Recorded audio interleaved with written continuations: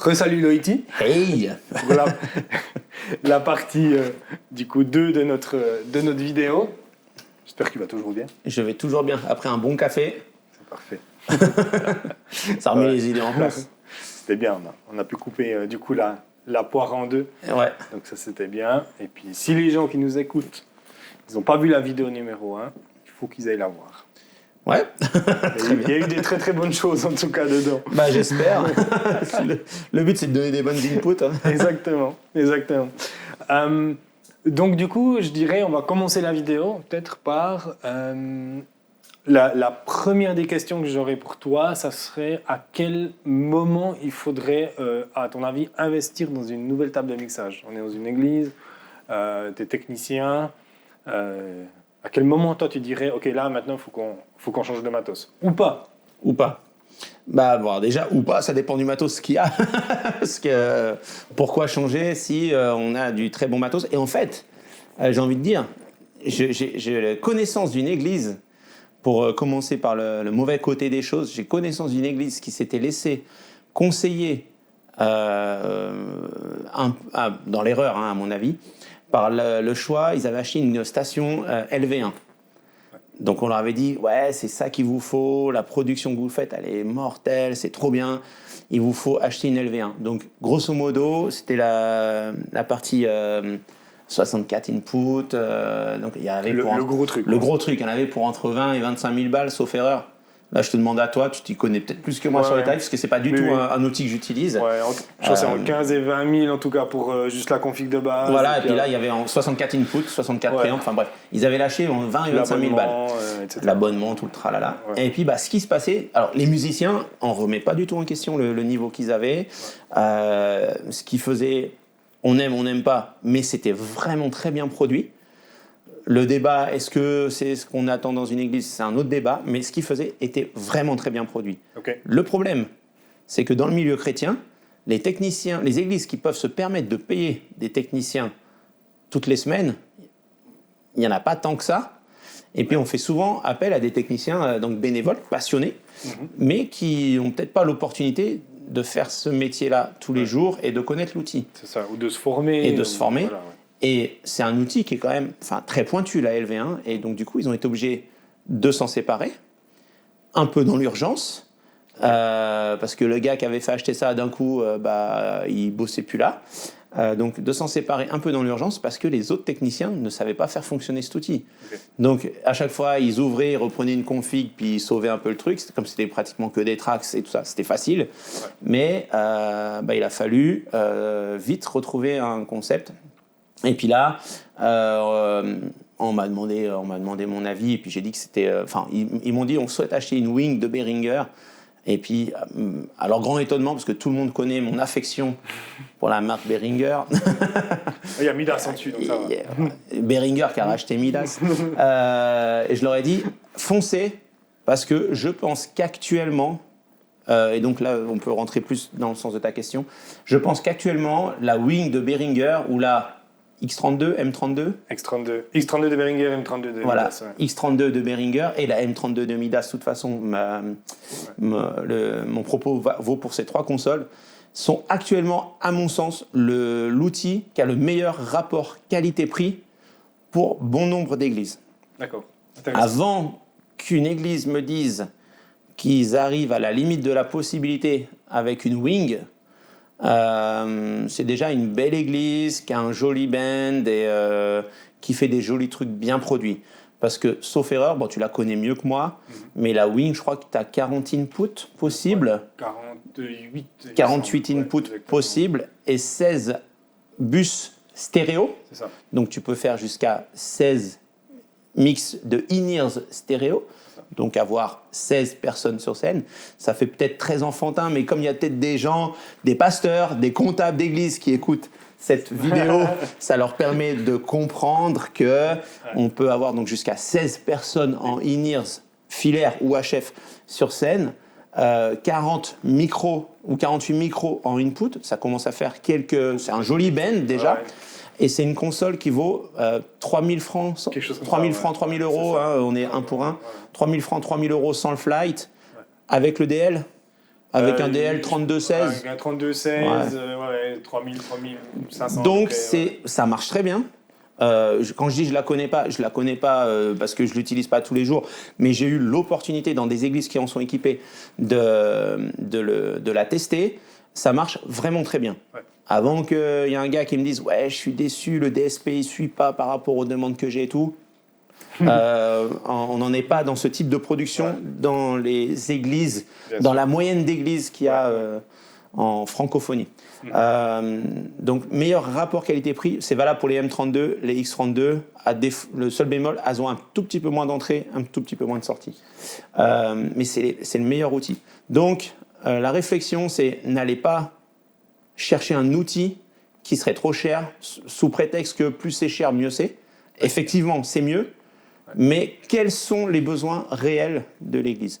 Maintenant, peut-être plus pour répondre dans le sens premier de ta question, comme ça, des expériences que j'ai, quand on m'a demandé mon avis, moi je change de console pour deux raisons. Elle est tellement vieille que dès que tu touches, ça fait des bruits bizarres. Ça, je pense que c'est une bonne raison.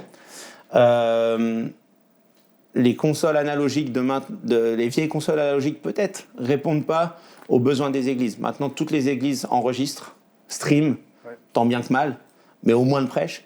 Il y a des IR, commence à y avoir des IR, commence à y avoir des Q. Donc toutes les petites consoles analogiques, même les bonnes, il y a des églises qui ont des bonnes Midas, Venice, les 320, 32 inputs, mais il n'y a que 4 sorties. Il n'y a que 4 sorties, DOCS. Qu'est-ce qu'on fait avec 4 sorties DOCS ? C'est vraiment des consoles qui à la base étaient faites pour faire de la face ou pour les DJ qui utilisaient beaucoup ça. Beaucoup d'input, qualité de préamp irréprochable, mais très peu de sorties. Et puis il faut toujours rack d'insert. Donc moi je pense maintenant les églises, il faut passer sur le numérique, genre Wing, M32, X32.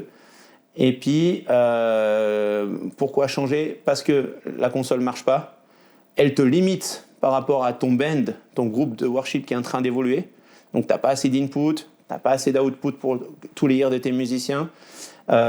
Et aussi pour la question de la praticité.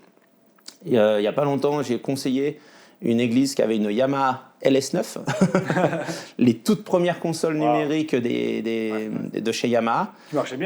Qui marchait bien. Cette console, dans cet exemple précis, cette console fonctionnait encore bien, mais c'est juste un casse-tête. C'était les premières consoles numériques pour la comprendre. Alors qu'on est habitué aux consoles, c'est vraiment pas un problème. Mais c'était une église avec des techniciens bénévoles, des gens qui donnent tout leur cœur pour faire que ça soit bien. Il y en a un, il est mécanicien. La deuxième, qui travaille très bien en plus, elle est fruits et légumes, maraîchère. Il y a un très jeune qui a retenu toute mon attention et mon affection. Il a 14 ans, ça m'a rappelé moi. Et il est passionné par le son, il fait un peu de musique et tout, 14 ans. Comment je lui explique comment fonctionne cette LS9 ? Et donc c'était un des problèmes qu'ils avaient. Eux, ils ont changé la diff parce que c'était vraiment un souci. Et puis j'ai dit, il faudrait peut-être penser à changer la console.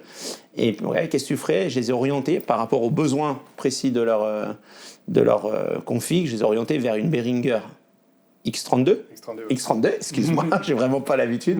Et puis je leur ai dit, c'est vraiment facile d'accès. C'est vraiment. On comprend, c'est user-friendly. C'est user-friendly. Et puis donc j'ai dit, allez, foncez là-dessus. Ils ont fait. Et il me remercie. Et le gamin de 14 ans qui comprenait tout de suite, la très chère amie qui est maraîchère comprenait tout de suite. Un autre qui fait aussi de la batterie, que c'était compliqué pour lui, il avait des confusions, et j'espère qu'il n'écoute pas la vidéo, il avait des confusions sur ne serait-ce que les input, output, sur le sens du signal. Il s'était confus pour lui avant, puis avec cette console, il a un peu plus capté. Même si la console que vous avez fonctionne, peut-être c'est bien de prendre un outil plus actuel. Et enfin, et je le précise parce que c'était aussi une des demandes, donc cette église-là qui m'avait consulté, ils ont un groupement d'églises, donc ils sont plusieurs églises dans la même région, et ils voulaient un outil parce qu'ils se partagent les ressources musicales et techniques. Et donc l'idée, c'est qu'à terme, dans les 6 mois, 1 an, c'est qu'il n'y ait que des, Behringer M32, dans toutes leurs salles. Comme ça, les techniciennes sont habitués à une config. Et cette console, la Wing M32 X32, bon, c'est la même philosophie. Le rapport qualité-prix étant tellement fou, elle commence à être répandue un peu dans toutes les églises. Donc, moi, j'invite les gens, mon corps défendant, à aller vers ce produit. Une dernière anecdote, une belle structure chrétienne, une église, qui actuellement travaille, donc je les respecte pour cela déjà, actuellement travaille avec une Midas Pro 2. Donc Midas, tu auras bien compris, c'est ma marque préférée. Oui. La qualité des préamplis est folle, donc j'affectionne vraiment cette marque pour ça. Donc ils travaillent avec ça, donc c'est une église que je respecte de fait. Et bon voilà, avec leur Pro 2 étant vieillissante, elle leur a fait 2 petites frayeurs qui les a bien embêtés sur le moment. Une, ils avaient oublié de changer la pile de l'ordinateur, c'est un truc qui est tout bête. Mais quand tu rallumes la console et qu'il n'y a rien qui se passe, bah voilà. Et puis voilà, ils veulent évoluer. Et ils m'ont demandé mon avis. Ils m'ont demandé de confirmer leur avis. Ils voulaient partir sur une Wing. Et j'ai dit, partez sur une Wing, il n'y a pas de souci, mais ne changez pas vos DL qui sont sur scène. Et donc, je vous confirme, on a fait l'essai. Je suis allé avec eux, on a fait l'essai après une célébration à eux. On a laissé tout le kit sur place. Je suis venu avec une Wing. On a branché la Wing à leur système en place. Et c'est absolument plug and play. Wow. Et c'est juste fou d'entendre, alors voilà, il faut refaire la balance évidemment, c'est juste fou d'entendre le son qui change pas. Alors qu'il y a une Wing devant. Pardon. Alors que tu as une Wing. Mais alors, j'étais sûr de mon coup évidemment, parce que j'ai un pote, un copain qui est prof dans une école de son. J'étais invité à voir le reveal d'un des groupes avec qui il travaille.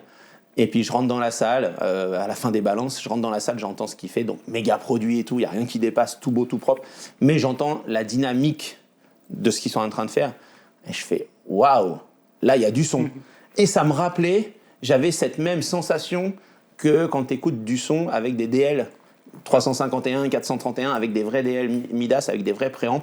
Et je suis là, je fais, waouh, il y a enfin quelqu'un qui a réussi à venir chercher un peu la couleur de ce son Midas qui est juste hallucinant, qui sature jamais.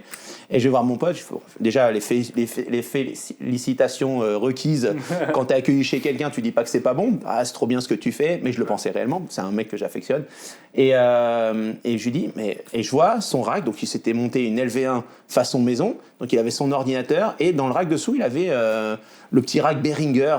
La Behringer compact. Voilà, la Behringer compact, qui était géré par un ordi et tout ça. Je fais, mais tu fais pas ce son-là. Et il avait des waves aussi. Tu fais pas ce son-là juste avec les waves et les préamps Behringer. Et il me dit, mais non, Loïti, j'ai suivi ton conseil. Enfin, tu m'as inspiré, parce qu'il connaît mon affection pour les préamplis bleus. Il m'a dit, tu m'as inspiré. Et en fait, j'ai racheté un DL351, 48 inputs, 16 outputs. Et il me dit, sur scène, j'ai un DL351. Donc, je savais déjà, moi, parce qu'il m'a dit, tu branches, le truc, il est reconnu. Ça marche. Ceux qui tentent, n'oubliez pas de repasser les DL en 48K, puisqu'ils sont de fait en 96K, 96K. Mais voilà, ça marche tout droit. Donc c'est assez fou. Les Behringer pilotent les DL, les gros DL à 3 chiffres bleus, et ça marche vraiment bien. Wow. En fait, c'est intéressant parce que c'est vrai que pour finir, souvent on va peut-être se concentrer sur la table sans réfléchir un petit peu au end user, un peu à la personne qui va pour finir l'utiliser vraiment tous les jours. Ouais. Et puis c'est vrai que des fois on va dans des églises où ils ont une diffusion qui est quand même agréable, il y a du line array, il y a déjà des choses qui sont un peu réfléchies, mais on arrive devant la table où on a peut-être du Allen Heath ou des choses qui sont déjà peut-être un tout petit peu plus, on va dire, tournées vers du professionnalisme. Et puis du coup on a des gens qui sont, du coup comme tu dis, un peu papa, maman, voilà, ils n'ont pas forcément trop de temps, voilà, et la formation pour ça, et donc du coup, je trouve ça intéressant de se dire, en fait, on peut avoir une bonne diffusion, on peut avoir des très bons préamplis, mais on peut avoir quelque chose de tout à fait accessible pour tout le monde, que tout le monde peut comprendre, et faire un son de malade avec des choses que, en fait, tout le monde peut utiliser. Bon, sachant déjà que le son, il n'est pas dû qu'à l'opérateur. La qualité de ce qui sort des enceintes n'est pas due qu'à l'opérateur qui est derrière la console. Je vais revenir dessus, mais Allen Heath sont aussi, j'utilise pas beaucoup, mais le peu que j'ai utilisé, sont aussi des consoles qui sont très accessibles. Ouais. C'est la petite config qu'ils ont de pouvoir aller vite taper sur le mix et puis tu te retrouves tout de suite sur la page pour régler les retours et tout. Ça, moi, je pense à tous ces produits qui sont pour des gens qui s'y connaissent pas beaucoup. Ce sont des produits qui sont très très accessibles en termes de compréhension. Peut-être un peu plus cher. Ouais, mais c'est plus cher. Voilà, c'est plus cher. Donc, pour qualité égale, j'ai envie de dire, foncez chez Behringer. Ouais. Après tout, c'est quand même ceux qui ont racheté ma marque favorite. Mais pour ceux qui se disent, ouais, tiens, on aimerait un truc un peu plus quali, bah, je sais pas, j'ai pas fait de comparaison AB entre les préamps Allen Ennis et puis les préamps Behringer. Mais pour moi, les deux sont cohérents, sont un choix cohérent pour ce qui concerne les églises. Maintenant, je voulais juste revenir sur la qualité de ce qui sort des enceintes, ce que les gens écoutent. Ouais. Ok, c'est le gars, la fille qui est derrière la console, qui est responsable, in fine, de ce qui sort. Mais cette personne-là n'est pas responsable de ce qui rentre. Ouais, c'est vrai. Voilà. Donc, il ne faut pas oublier la qualité des musiciens.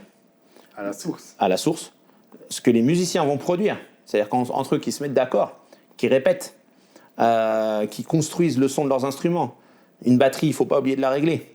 Si le mec, la fille qui est derrière la console te dit « Ton tom, il y a une petite harmonique qui m'agace », peut-être essaye de la travailler plutôt qu'elle aille chercher la fréquence, mais en coupant cette fréquence qui l'embête dans le tom, elle va aussi couper d'autres trucs. Ouais. Et puis la qualité des préamps.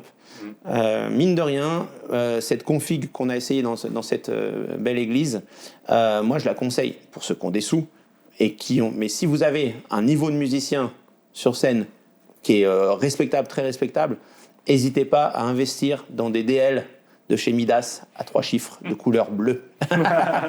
avec la wing, que tout le monde va comprendre, ça ne change absolument rien à la façon d'utiliser la console, mais la qualité du signal que vous allez avoir à la base, c'est ouf. Ouais. La différence, elle est folle. Ouais. Et puis, n'hésitez pas aussi, là, on ne parle plus de la console, mais n'hésitez pas aussi à mettre un peu de qualité dans les haut-parleurs. Il n'y a pas longtemps, il y a une église les musiciens évoluaient. Donc, ils ont commencé par dire, tiens, on est limité avec... Ils avaient la X32. Je vais m'y faire. Ils avaient cette console et ils étaient limités par le nombre d'inputs. D'accord. Donc, qu'est-ce qu'on fait? Achetez la wing. Vous n'allez pas être perdu dans l'univers et tout. Achetez la wing. Ils ont acheté la wing. Et puis après, donc ça a permis de voir un bout. Puis, Loïti, tu vois, qu'est-ce que tu ferais maintenant parce que le groupe, il évolue, il se donne les moyens et on aimerait les encourager. Ce qu'ils font, c'est vraiment très bien. Et puis, tu vois, on a l'impression que... Je pense, les gars, il est temps de changer la diff. Ouais. Et puis, je vais pas, parce que je vais pas non plus dévoiler les chiffres, mais ils avaient une diff qu'ils avaient acheté quelques milliers de francs. Ouais. Un chiffre avant les zéros, un chiffre en dessous du 5 avant les zéros, et puis on leur a conseillé une diff qu'on a réglée, une diff professionnelle, où ils ont mis 2 chiffres avant les zéros. Okay, ouais. C'est le jour et la nuit. Ouais. Alors au début, ils n'y croyaient pas, il a fallu qu'ils discutent entre eux au sein de l'asso. Ouais. Le comptable il a dit, mais est-ce que Jésus ferait ça ou est-ce qu'il n'irait pas prendre une barque pour aller sur le lac? Est-ce qu'il ne serait pas bon qu'on fasse l'église au bord du lac et puis le pasteur il monte sur un bateau? Mais tout le monde est d'accord une fois qu'ils ont fait... Alors, évidemment, pour rassurer les gens, et c'est ce qui se fait, et puis c'est vraiment pas choquant, quand tu vois les investissements, on a fait une démo. Voilà. Mais tout le monde est d'accord pour dire que c'était un bon investissement. Et puis, je dis pas ça parce que j'ai gagné des thunes dessus, parce que c'est pas moi qui l'ai vendu. Enfin, moi, je me garde, je me protège, tu vois. J'ai rien gagné là-dessus, c'est pas moi qui l'ai vendu.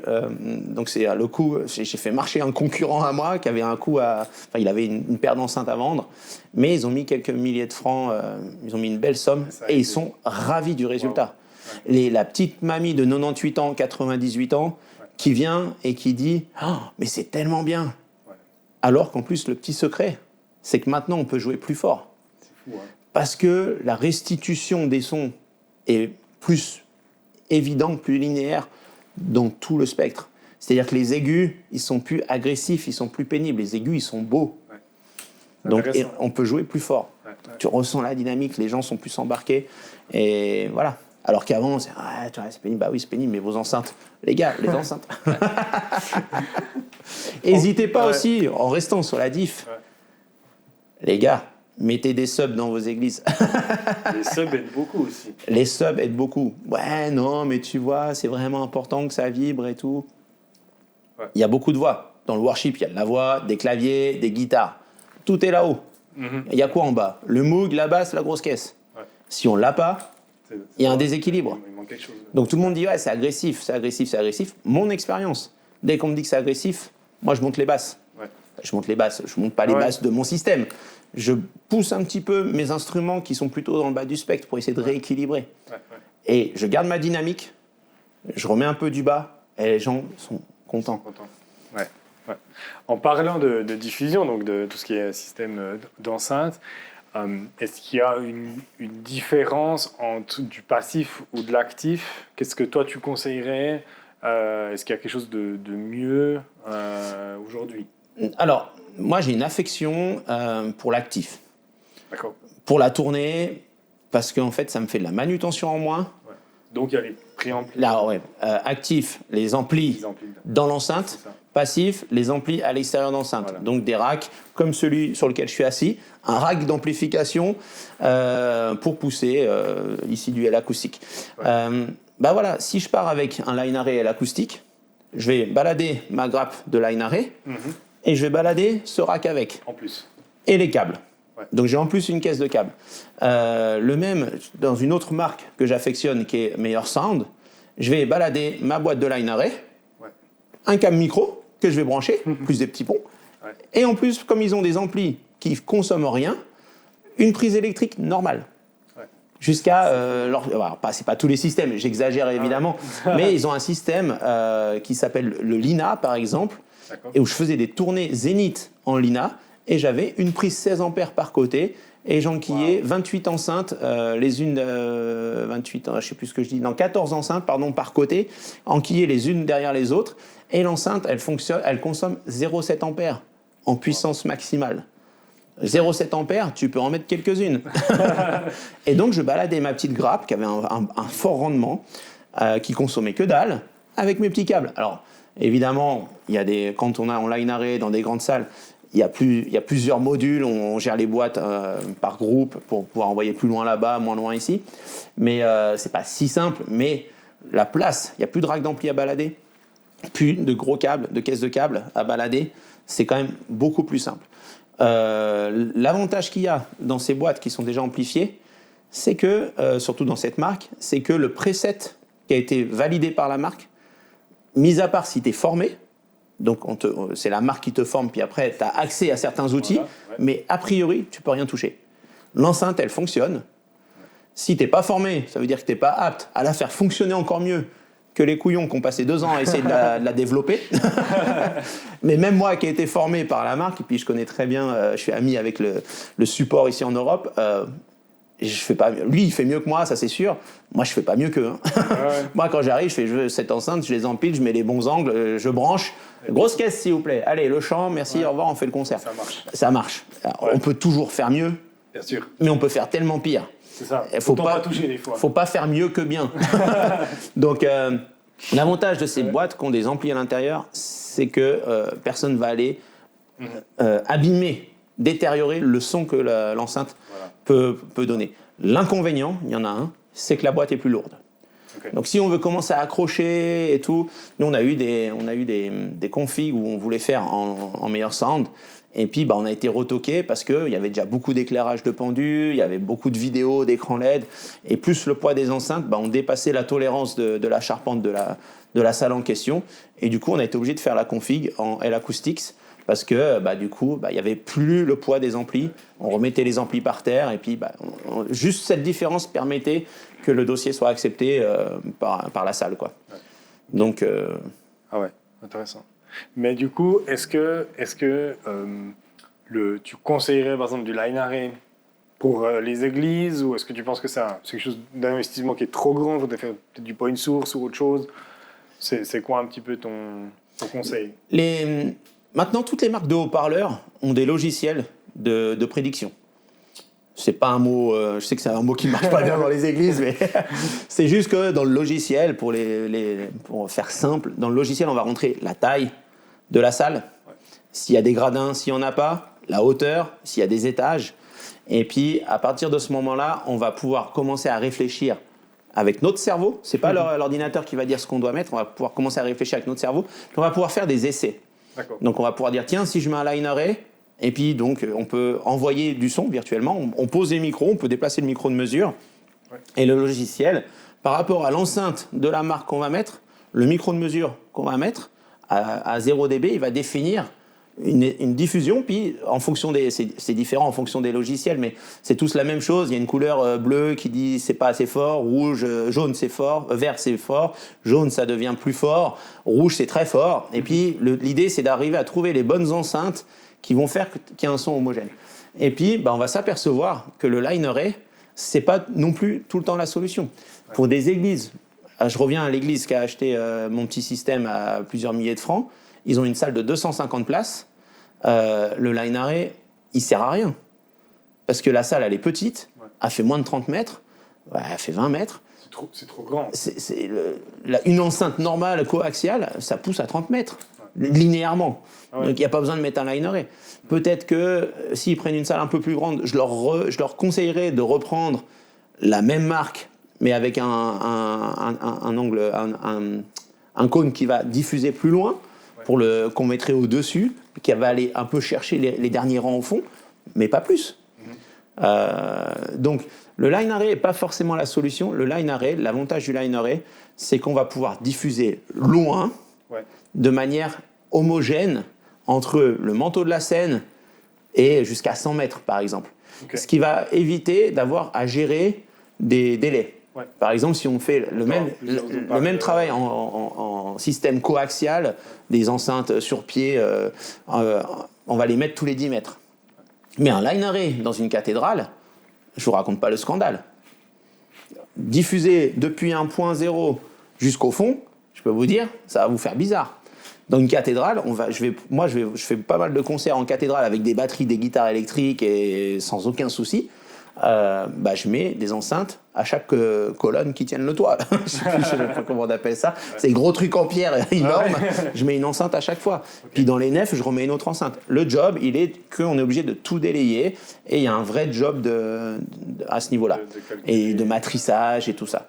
Et ça, c'est enlevé. Le fait d'avoir un line array, c'est enlevé par ça. On n'a pas ces histoires de délai. Mais est-ce que c'est vraiment utile pour des salles de 150-200 places ? Je suis pas si sûr. Alors, il y a un effet de mode, mais voilà. Ouais. Vous avez des enceintes chez Meilleur Sound, pardon. John Mayer, c'est le boss de la marque. Vous avez des enceintes chez Meilleur Sound, la UPA ou la X40, la UPA X40, je crois maintenant elle s'appelle. Elle a un rendement de fou. Elle marche, et c'est une boîte qui est comme ça. Et puis tu peux faire 200, 300 personnes. Tu fais 300 personnes avec ça. T'en mets une de chaque côté, un sub 900 LFC, t'as refait le monde. 2 petites enceintes sur la scène pour les premiers rangs. Ouais. Elle ouvre, elle a un rendement de fou, elle consomme pas, elle est pas si grosse, elle est un peu lourde, il y a l'ampli dedans. Ouais. C'est hallucinant le son qu'on fait avec ça. Ouais. Et ça marche. Chez L Acoustics, pour essayer de garder le pendant, pour pas qu'on voie trop mon affection pour John Mayer, vous avez ils viennent de sortir une enceinte, donc on n'est pas sur du line array, ils viennent de sortir une enceinte qui est la A10, vous avez la A15 un peu plus grosse, le job il est fou. Ouais. Le job il est fou. Vous mettez 2 A10, un sub SB18, un seul ampli, vous faites le job pour 300 personnes. Sans aucun souci. Ouais. Avec de la dynamique, vous êtes à 100 dB en régie et tout, il n'y a aucun problème. Et puis, pour revenir aussi à un truc où il faut faire attention à ne pas se faire avoir, des fois, on est rassuré par la grosseur de l'enceinte. On se dit, plus elle est grosse, plus ça va faire du gros son. Et je me souviens quand je faisais une formation, prise en charge par Meilleur Sound pour qu'on puisse utiliser les nouveaux outils. En tant que bon élève invité à cette formation, parce que j'avais été invité, parce que comme j'étais en tournée, l'idée c'est que même si on n'utilise pas, moi je ne suis pas ingénieur système, je ne règle pas les systèmes, je déteste. Il y a un ordinateur, je ne sais pas quoi faire avec mes doigts, je n'arrive pas à tous les utiliser, j'ai peur. Donc je ne suis pas là-dedans. Quand on est en tournée, j'ai un ingé système. Mais ils nous invitent quand même, les mixeurs, pour qu'on puisse voir l'évolution des systèmes, parce que c'est comme nous qui faisons, on a quand même notre mot à dire sur la qualité, la couleur du son qu'on veut. Et donc j'étais invité à cette formation. En tant que bon élève, j'étais forcément au dernier rang. J'avais téléchargé le logiciel et tout. Et puis, donc on était en train de faire la formation. Et puis, il y a des exercices pratiques. Mais déjà, donc on avait tous les ordinateurs reliés en réseau. Comme ça, le prof, mon pote qui donne la formation, il peut voir un peu ce qui se passe. Puis, il nous donne des petits exercices à faire. Mais déjà, il voyait qu'il y avait un truc bizarre qui s'agitait sur un des ordinateurs au fond du studio là-bas. Est-ce que c'était toi? Alors bien sûr, c'était bien moi. Et puis donc il lance un exercice, puis il vient me voir et il avait vu qu'en fait moi j'étais déjà plus en train d'écouter ce qu'il racontait sur telle enceinte ou telle enceinte, parce que quand j'ai des vraies questions à poser, je vais voir les gens qui savent et puis je leur dis qu'est-ce que tu me conseilles. Mais il me voyait en train d'empiler ces fameuses Lina qui venaient de sortir. Il me voyait en train de les empiler, de les empiler, de les empiler. Il fait mais tu vas faire quoi avec tout ça? Je dis mais moi j'ai vu un truc, t'as dit qu'elle consomme 0,7 ampères cette enceinte. Je regarde combien je peux en empiler jusqu'à temps que le logiciel il me dise il y en a trop par rapport au bumper, ce qu'il peut supporter. Je regarde combien je peux en empiler, je suis en train de balader mon micro de mesure et je suis en train de m'apercevoir que ton truc là, je peux faire des zéniths avec. Et il me dit bah oui bien sûr. Je fais bah alors, moi j'ai une tournée là qui se prépare, je vais partir en tournée zénith, je pars avec ça. Il me dit alors vois avec je travaillais à l'époque pour une très très grosse boîte, vois avec la direction s'ils sont ok parce que tu vois mais il me dit comment dire avec des mots polis t'en veux, j'apprécie chez toi le côté courageux. Voilà, t'as dit que voilà. Et mais valide ça, donc on monte au bureau, mais moi je partirais bien avec ça et les gars ils me disent il y a personne qui fera ça l'OIT, tout le monde partirait avec 3 fois 4 fois la taille. Si tu fais ça, nous on te tire mon chapeau. Je dis mais écoutez, il n'y a pas de chapeau à me tirer. Les données de la marque disent que c'est possible. Les prédictions disent que c'est possible. Pourquoi on ne le ferait pas? Parce que les boîtes elles sont petites, elles sont pas rassurantes, a priori. Ah ouais. Mais voilà, on le fait. Je dis on le fait, on gagne un SMIRMORC les gars. Un SMIRMORC sur la route, les frais, c'est juste hallucinant. Ouais. Donc on gagne un SMIRMORC si on réfléchit tout correctement, on gagne des frais de transport quand même qui sont pas négligeables sur une tournée. Merci. On est parti là-dessus. J'ai fait une tournée. À l'heure actuelle encore, je crois que je suis le seul à la faire. Les gens ne la font toujours pas. Là, je refais bientôt un concert au Palais des Sports de Paris. J'ai reçu le kit qui m'est conseillé par la boîte. C'est en bois, en termes de bois, de poids aussi, mais en termes d'enceinte, c'est 4 fois ce que j'avais fait à l'époque en Lina. Wow. Donc évidemment, je vais retoquer le truc, puis je vais dire non les gars, on l'a déjà fait, on va refaire comme on avait fait avant. Et c'est 4 fois plus gros ce qu'ils me proposent. Hallucinant. C'est hallucinant.